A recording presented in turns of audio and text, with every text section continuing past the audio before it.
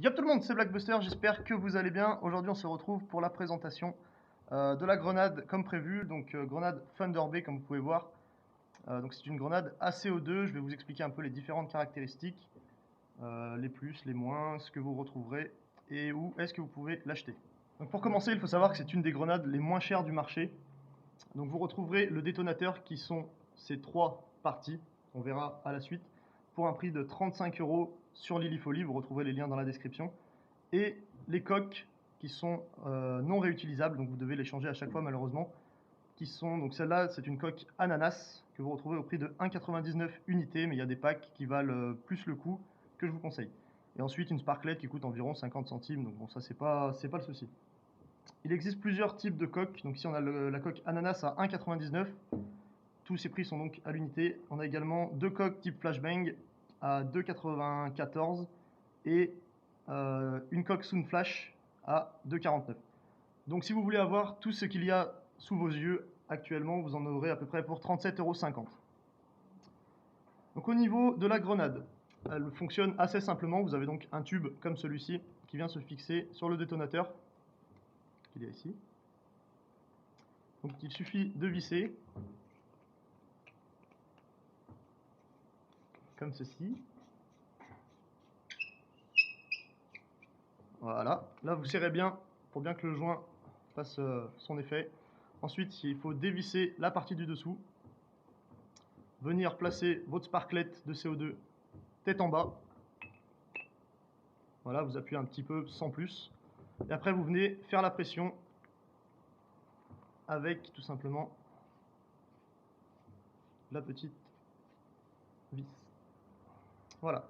Donc une fois que vous êtes comme ça, la grenade est chargée au niveau CO2. Il faut ensuite lever le détonateur. Vous prenez votre goupille.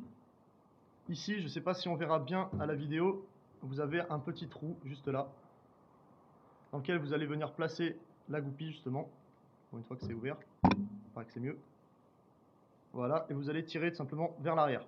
Je ne sais pas si on voit bien. Voilà, donc vous tirez le détonateur comme ceci.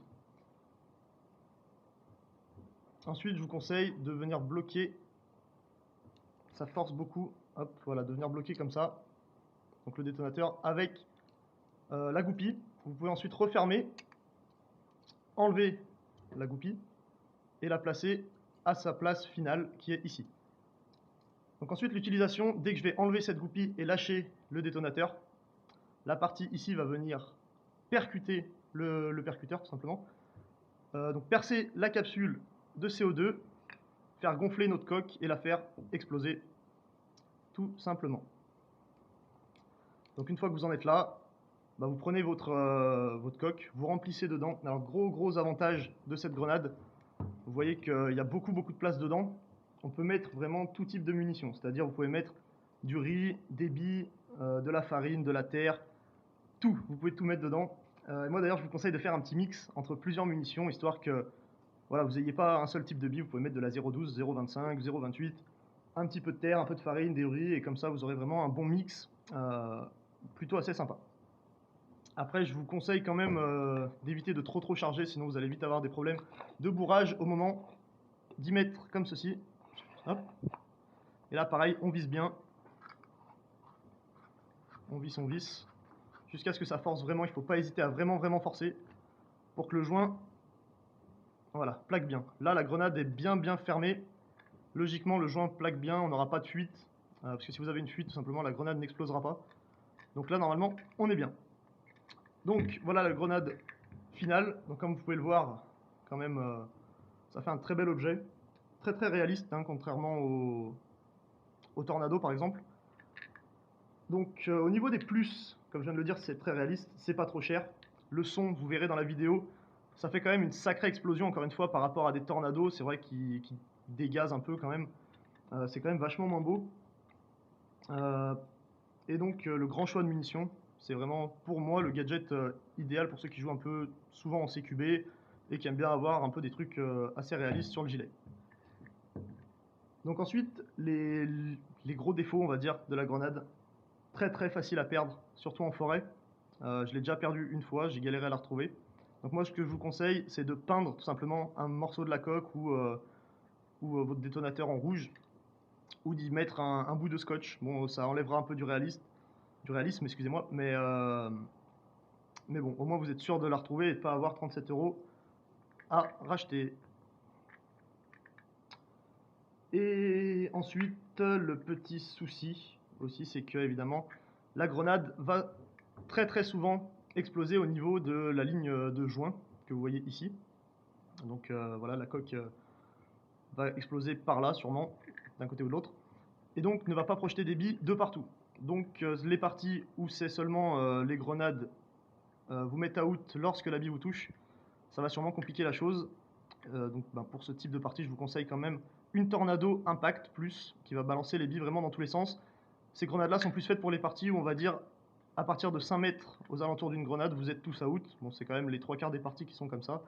Mais voilà, ces grenades-là sont vraiment faites pour ça. Donc voilà, si vous avez des questions, n'hésitez pas dans les commentaires. Donc je rappelle, c'était la grenade Thunder Bay ACO2 achetée chez Lily Folly. Vous retrouvez tous les liens dans la description. Et maintenant, on va passer au test. Donc voilà, on se retrouve dehors pour le test de tir. Donc on a rempli la grenade avec farine et billes 12 grammes, 0,12 grammes. Donc les vieilles billes jaunes toutes pourries, hein. Mettez pas des billes trop chères non plus dedans, c'est un peu dommage. Et donc voilà, donc on enlève la petite goupille. À partir de là, tant que vous tenez, c'est bon, dès que vous lâchez, ça pète.